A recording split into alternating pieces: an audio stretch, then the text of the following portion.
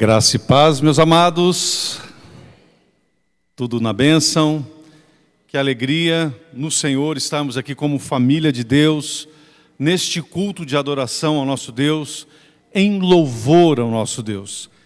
E o Senhor sempre quer nos ministrar com a sua palavra, e nós, como igreja, temos o desafio neste ano de estar ministrando no Evangelho de João. Então, queria convidar os irmãos, por favor, a abrirem suas Bíblias, lá no Evangelho de João, capítulo 1. O reverendo Ildemar, que está aí gozando das suas férias, no domingo passado, esteve ministrando na introdução do livro. Então, nós vamos dar aqui continuidade. Eu vou estar ministrando no capítulo 1, do versículo 19 até o versículo 34. Achados aí, meus amados? Evangelho de João. Bom, o pano histórico do Evangelho, nós já tivemos aqui o comentário do reverendo Ildemar. É um livro universalista, ou seja, não foi escrito por uma igreja específica, nem por uma pessoa específica, mas é um livro extremamente desafiador. É um livro que eu tenho uma paixão grande e especial por ele, por várias razões.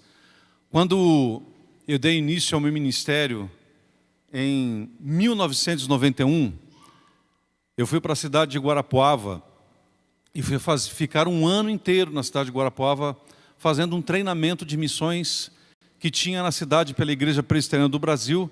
Seria mais ou menos, não assim igualzinho, mas mais ou menos seria o IBEL hoje. Mas na época não tinha o IBEL. Mas nós tínhamos esse projeto do presbitério lá de Guarapuava, junto com o sínodo, que inclusive preparava esses missionários para desbravar o Rio Grande do Sul, e que foi o que aconteceu. Nós temos um projeto antigo aí, lá do presbitério daquela região de Guarapuava, junto com a igreja holandesa, que desbravou muitas cidades do Rio Grande do Sul, implantando a igreja presbiteriana lá naquela região. E começou ali pelo presbitério, naquela região do Paraná, indo para o Rio Grande do Sul. Eu cheguei a trabalhar, inclusive, com evangelismo no Rio Grande do Sul, porque fazia parte do projeto dessa escola de missões que tinham lá. E o livro que a gente estudava assim de forma muito grande era o livro de João. Então a gente acabava tendo uma paixão muito grande por ele. Estudava os outros, mas o livro assim que a gente tinha uma atenção muito especial, muito carinhosa, porque era um livro exatamente para você trabalhar com pessoas que estão se achegando na igreja, aprendendo quem é Jesus. É um livro fascinante de você trabalhar com as pessoas. Então é um livro que eu tenho um carinho muito grande.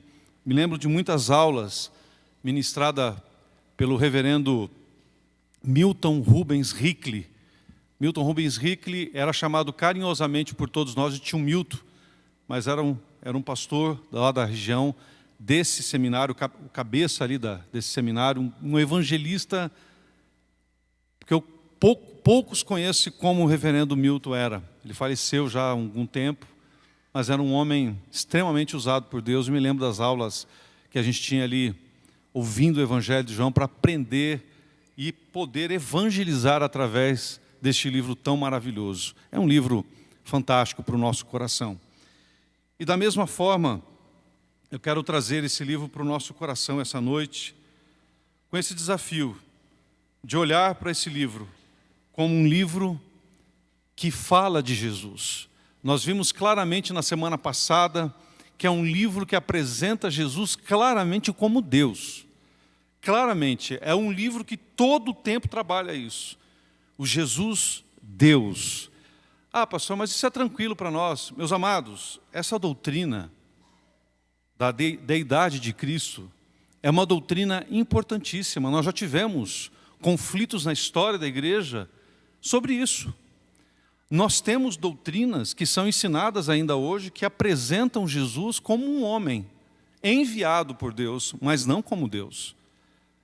Nós temos doutrinas de outras igrejas que fazem isso, como o Testemunho de Jeová, que não apresentam Jesus como Deus, mas como um homem. Os versículos que são claros, especialmente no livro de João e outros que apontam Jesus, são distorcidos literalmente, até na tradução, impedindo que as pessoas tenham uma visão correta sobre a deidade de Cristo. Nós temos a Igreja de Jesus Cristo dos Santos dos Últimos Dias, chamado Os Mormons. Por exemplo, você pega o nome da igreja, nos dá a impressão que é uma igreja cristã, correto? Sim ou não? A igreja que chama Igreja de Jesus Cristo dos Santos dos Últimos Dias só pode ser uma igreja cristã, porém não é. É uma igreja que não vê Jesus como Deus. Ele também é um profeta, mas não é o enviado de Deus, nem muito menos o próprio Deus presente entre nós. Então, meus amados, parece simples, parece comum, porém nós temos que ter uma base clara, bíblica, de quem é Jesus.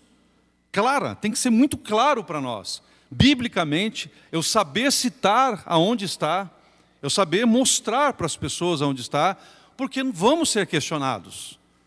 Em algum momento, essas questões serão levantadas e poderão nos fazer pensar, ou até mesmo colocar em dúvida aquilo que cremos, por muitas vezes não temos a base correta. Nós precisamos ter a base correta de quem é Jesus, e por isso o livro de João é tão importante. O Evangelho de João é um evangelho que trabalha isso de uma forma muito profunda. E eu quero ler com vocês então aqui do versículo 19 até o 34. Esse foi o testemunho de João. Quando os judeus lhe enviaram de Jerusalém os sacerdotes e levitas para lhe perguntarem: quem és tu? Ele confessou e não negou. Confessou: eu não sou o Cristo. Então lhe perguntaram: quem és, pois? És tu Elias? Ele disse: não sou. És tu o profeta? Respondeu: não. Disseram-lhe: pois, declara-nos quem és, para que demos respostas àqueles que nos enviaram.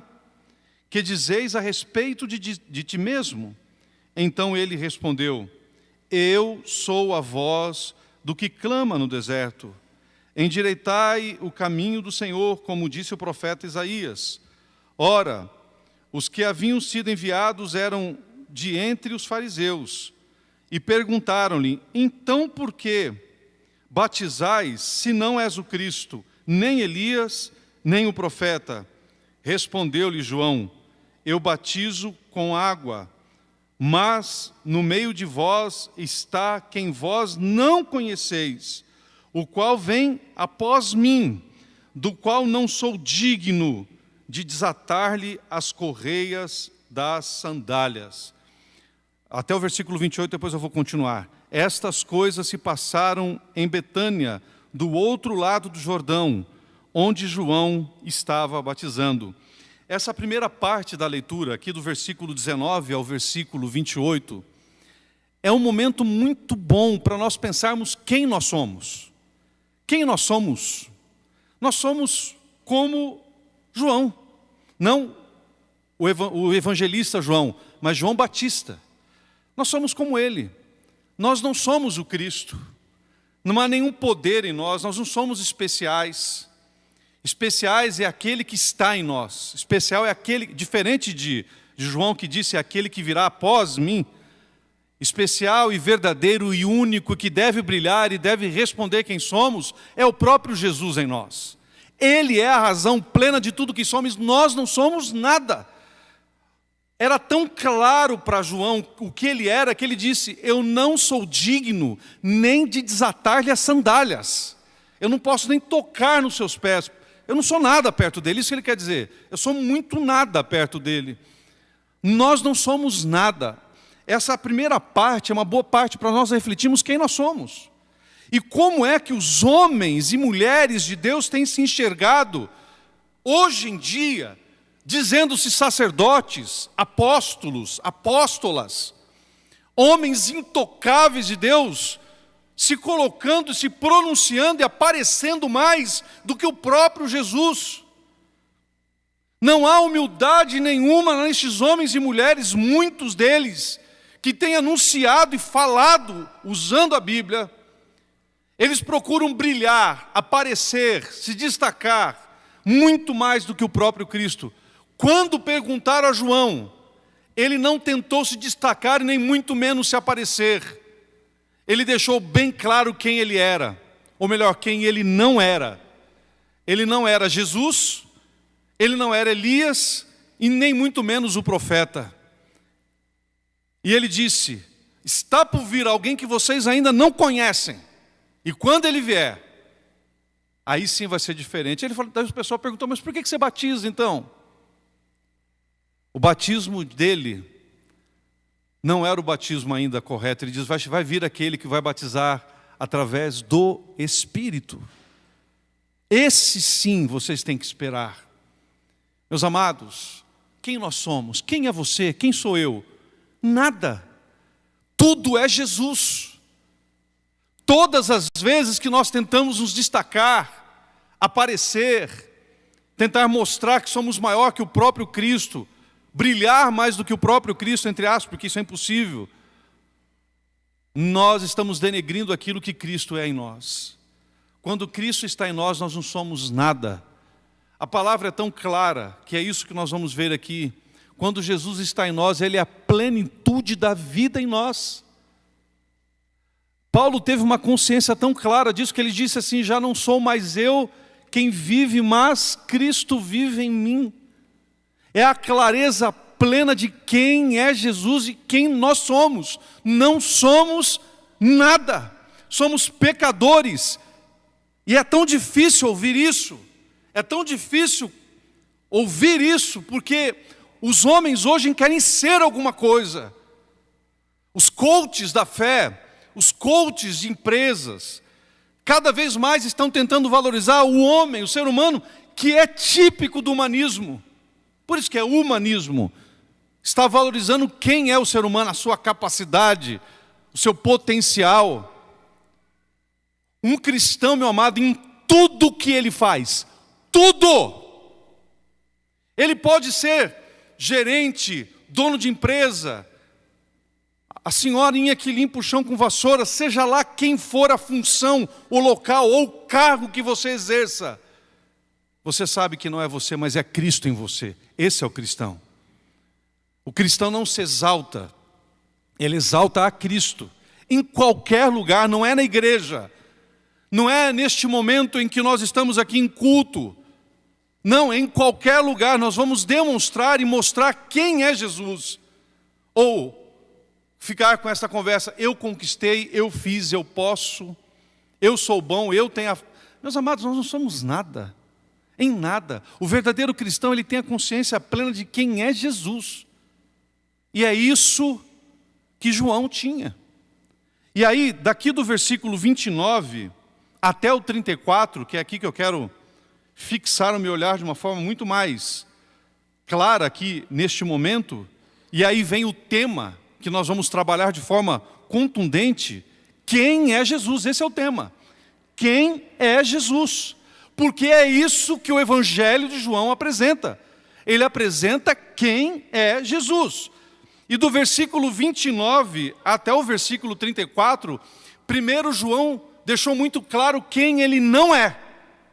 E agora ele vai deixar muito claro quem é Jesus. Olha que interessante. Vamos ver? Versículo 29. No dia seguinte, viu João a Jesus, o mesmo João Batista, que de forma clara disse quem ele não era. Aí ele viu Jesus, preste bem atenção, que vinha para ele e disse, eis o Cordeiro de Deus que tira o pecado do mundo. Aqui ele começa a dar uma primeira característica de Cristo. Meu amado, Ele é o único e não há em nenhum outro lugar, se você ler na Bíblia, que alguém descreve Jesus como Cordeiro de Deus. É João que faz isso. É João Batista, mais ninguém. Vai apresentá-lo, vai mostrá-lo, vai deixar muito claro, vai identificar que ele, Jesus, aquele homem que estava andando ali, aquele homem de 30 anos de idade, aquele homem era o Cordeiro de Deus. Aí ele diz, eis o Cordeiro de Deus que tira o pecado do mundo. É este a favor de quem eu disse, após mim vem um varão que tem a primazia, porque já existia antes de mim. Que benção essa palavra, depois nós vamos ver com mais profundidade. Eu mesmo não o conhecia, mas a fim de que ele fosse manifestado a Israel, vim por isso batizando com água. E João testemunhou dizendo: vi o Espírito descer do céu como pomba e pousar sobre ele. Eu não o conhecia. Aquele, porém, que me enviou a batizar com água me disse: aquele sobre quem vires descer e pousar o Espírito, esse é o que batiza com o Espírito Santo. Pois eu, de fato, vi e tenho testificado que ele é o Filho de Deus. Maravilhoso esse texto, porque aqui nós temos várias características apresentadas por João Batista sobre quem é Jesus, descrita aqui pelo evangelista João. Meu amado, a primeira coisa que nós temos que pensar é: para sermos testemunhas fiéis, precisamos dizer claramente às pessoas quem é Jesus. Quem é Jesus?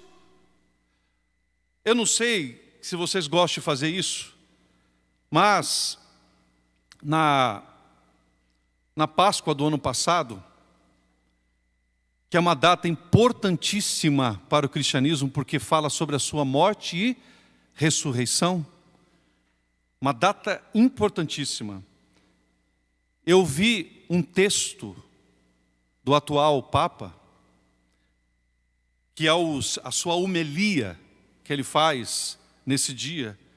Meus amados, vocês acreditam que durante toda a sua homilia, em nenhum lugar ele apresenta Jesus como aquele que é o Salvador, em nenhum lugar ele fala sobre o pecado e sobre o ato da morte e ressurreição de Cristo. Ele fala sobre paz, ele fala sobre conflitos humanitários, ele fala sobre tantas coisas, mas ele não, que era a sua homilia, a sua fala, sobre o momento da Páscoa. E isto não está acontecendo só com esse tipo de líder, está acontecendo com vários líderes. As pessoas falam sobre muitas coisas, mas a Bíblia, ela é unicamente, especificamente para falar sobre uma coisa, e é sobre Jesus.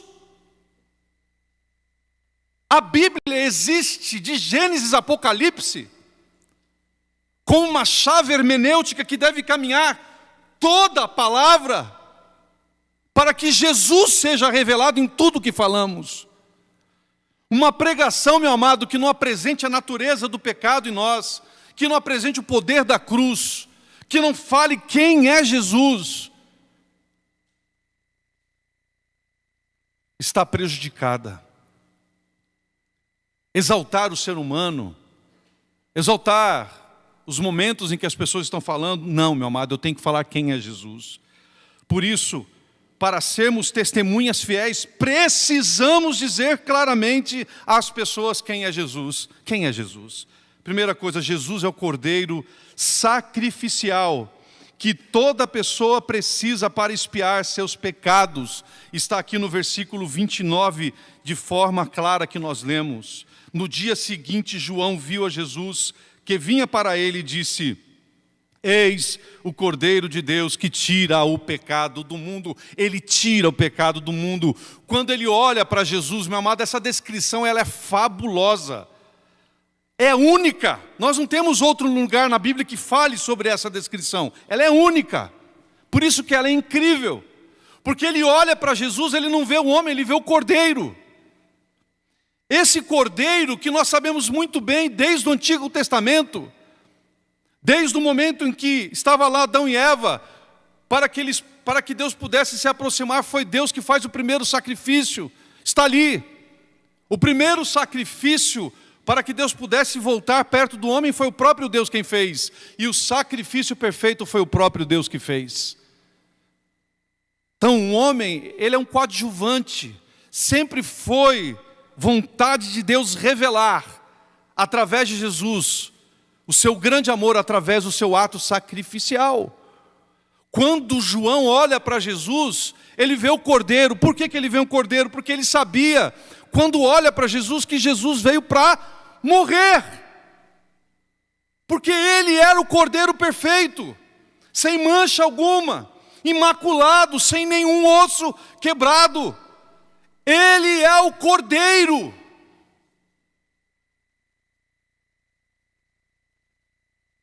Cordeiro relatado de forma tão fascinante, naquilo que nós conhecemos como o grande anúncio da Páscoa, que acontece quando vem um anjo da morte na 10ª praga, quando o povo ainda está no Egito, e Deus ordena que eles matassem um cordeiro, passasse o sangue daquele cordeiro nos umbrais da casa e comesse a carne, e se entendesse que ia sobrar carne, eles tinham que chamar outras pessoas para que não sobrasse nada daquela carne.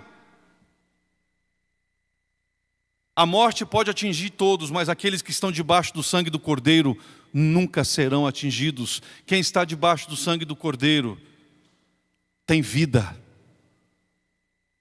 Tem vida. Nós vamos passar pela morte, mas depois vamos para a vida eterna. Nós temos vida eterna. Meus amados, o Cordeiro revela para nós o grande amor de Deus. Revela que todos aqueles sacrifícios que aconteceram em todo o Antigo Testamento apontavam para um só sacrifício perfeito. O Cordeiro perfeito, puro, sem mancha alguma. O próprio Deus que se esvaziou da sua glória, habitou entre nós, cheio de graça e verdade, como vimos a semana passada, no versículo 14 aqui de João.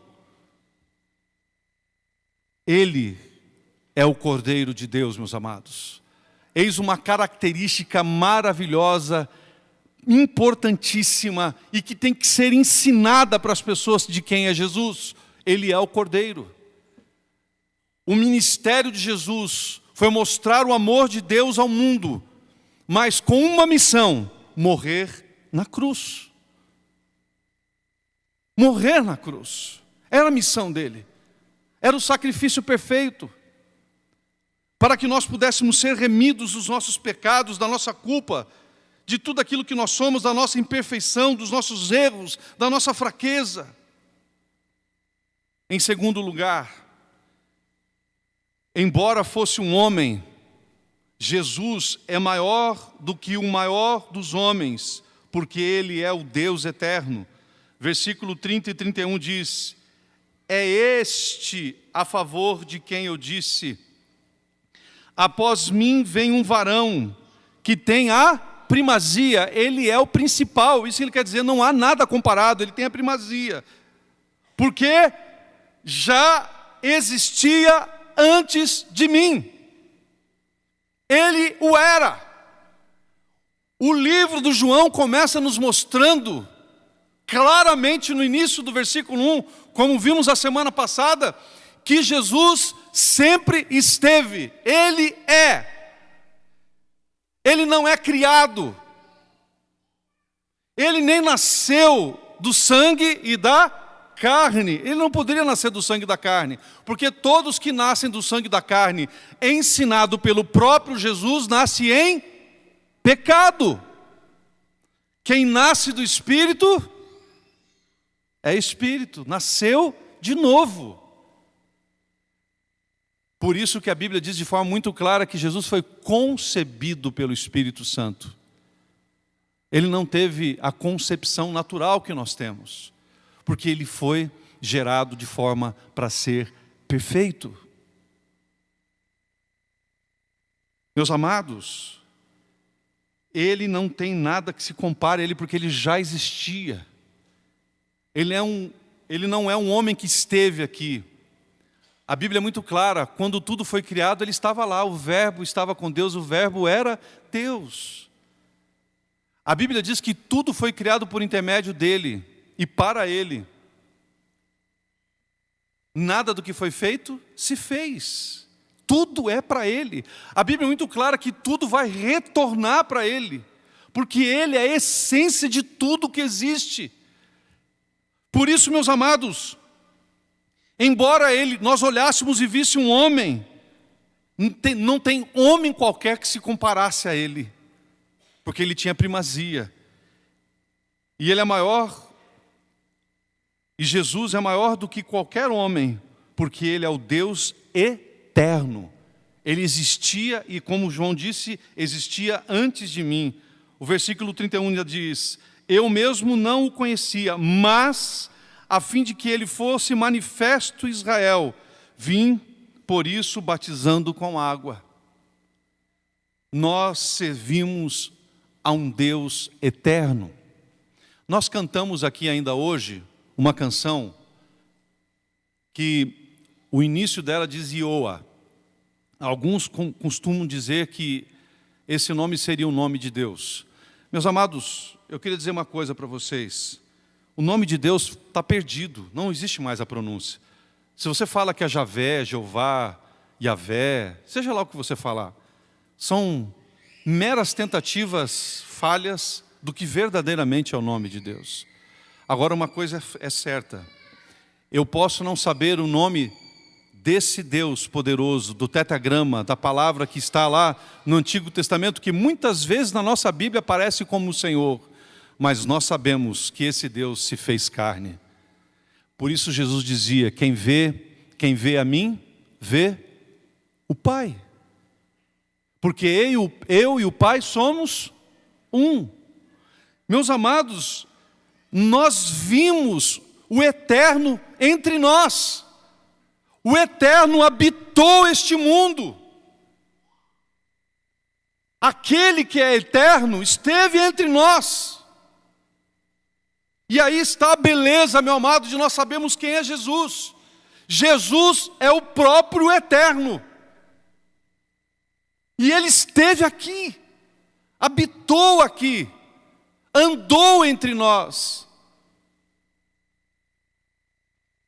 Em terceiro lugar, como homem, Jesus foi cheio e capacitado pelo Espírito Santo. Versículo 32. E João testemunhou dizendo: viu o Espírito descer do céu como pomba e pousar sobre ele. Quando nós lemos os evangelhos, nós vamos ver que isso acontece no momento em que Jesus é batizado, que uma forma corpórea de uma pomba pousou sobre ele e ainda disse: este é meu filho amado, em quem tenho prazer, em quem me comprazo. A ele o segui. O interessante, meu amado, é que esta ação do Espírito Santo sobre a vida de Jesus, ela é didática. Se nós lermos com atenção Lucas capítulo 3, eu queria que depois você lesse em casa, que é o texto que Jesus, depois que foi batizado, que é o livro de Lucas, que faz esta leitura muito clara, desde o batismo até Jesus indo passar 40 dias no deserto, sendo tentado por Satanás, e depois que ele sai dali, ele vai para Jerusalém, entra numa sinagoga e abre o livro em Isaías. Mas enquanto ele está no deserto, cheio do Espírito Santo, correto? Cheio do Espírito Santo, ele foi o que, meus amados, no deserto? Tentado, cheio do Espírito Santo, o próprio Deus entre nós. Como homem, cheio da presença do pleno Deus, foi tentado, porque nós temos uma ideia muito fútil de que homens e mulheres de Deus, cheios do poder de Deus, são intocáveis, o inimigo nem passa perto dele, não acontece nada. Meu amado, o inimigo, quando nós passamos a brilhar, vamos pensar, meu amado, vamos pensar assim de uma forma bem simplista, mas para nos fazer imaginar. Quem já morou em área mais agrícola sabe muito bem o que eu estou falando aqui. Na hora que você acende a luz numa área agrícola, o que acontece?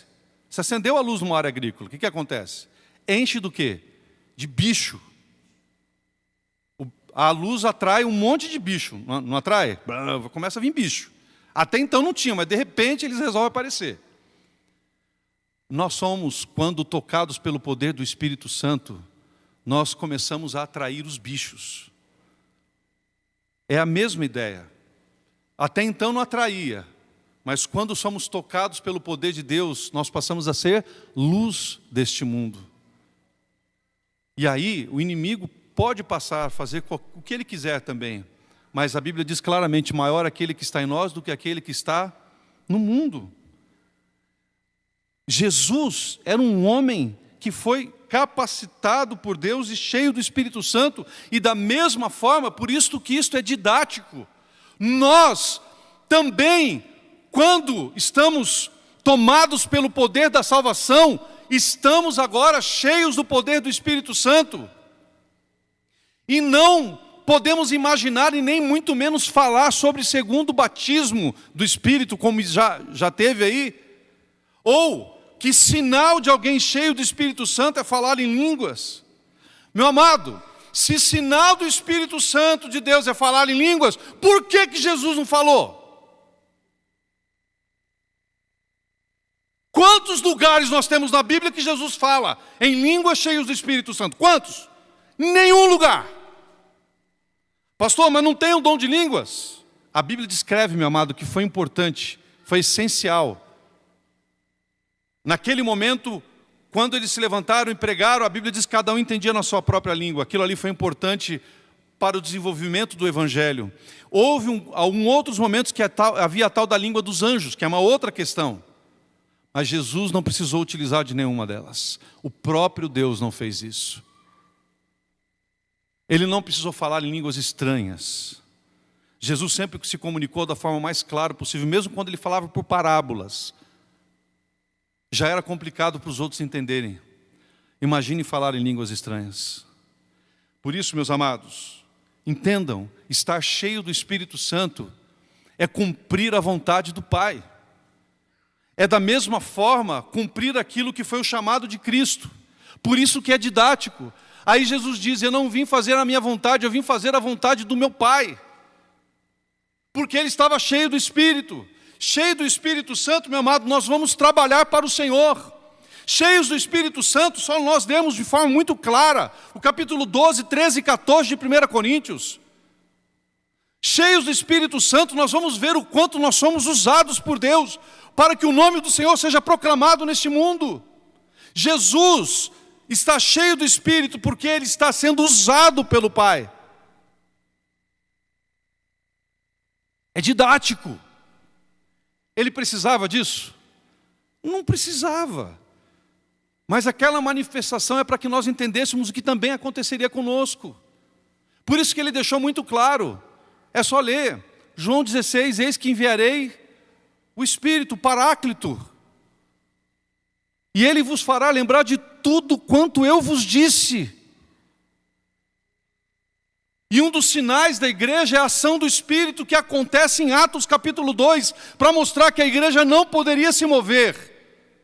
Se não fosse pelo poder do Espírito Santo, não há poder em nós. Tudo que acontece na igreja é Deus. Não é para que exalte o homem. E ainda ele diz, em quarto lugar, são 5 características. Como eterno Filho de Deus, Jesus é aquele que batiza com o Espírito Santo. O versículo 33 diz isso. Eu não o conhecia. Aquele, porém, que me enviou a batizar com água me disse, aquele sobre quem vires descer e pousar o Espírito Santo, esse é o que batiza com o Espírito Santo. E aí, quando Jesus manda a igreja, só vemos seus mandados nos finais de cada evangelho.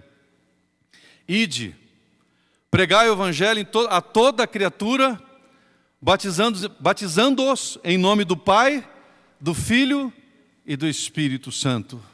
A marca da igreja agora seria não somente a água, porque a água é um símbolo tão somente.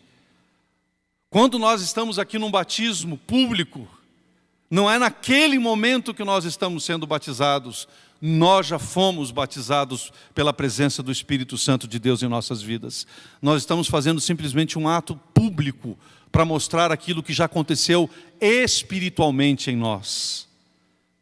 Não é um segundo batismo, é uma figura daquilo que já aconteceu em nós. Uma ação de Deus. E eu, cheio do Espírito Santo, tenho vigor, tenho vontade, tenho capacitação, tenho olhar, tenho amor, tenho uma coragem, tenho um envolvimento, tenho uma paixão que não é minha, porque vem de Deus.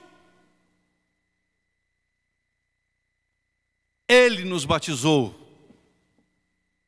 Nós somos dele. E por fim, meus amados, versículo 34. Pois eu de fato vi e tenho testificado, lê comigo aí, que ele é o Filho de Deus. Aqui é um sentido de único. Meus amados, nós somos co-herdeiros. Nós somos filhos por adoção, e a Bíblia nos ensina isso. Filho de Deus é só Jesus. Ele é filho de Deus. Nós somos co-herdeiros, somos filhos por adoção, mas filho é Jesus. Porque ele é o Filho de Deus. Ele é o enviado. Ele é o Messias, ele é o único, é aquele que veio como mandado pelo próprio Deus para revelar ao mundo o amor de Deus.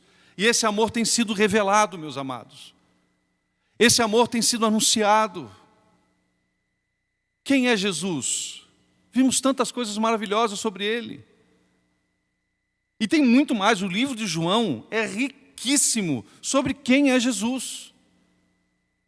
E é este Jesus que nós temos que anunciar, temos que proclamar. É o Jesus vivo, o Jesus que ressuscitou, o Jesus que é o Cordeiro, que foi aquele que morreu por nós. O Jesus que não se compara a nada, ele é único.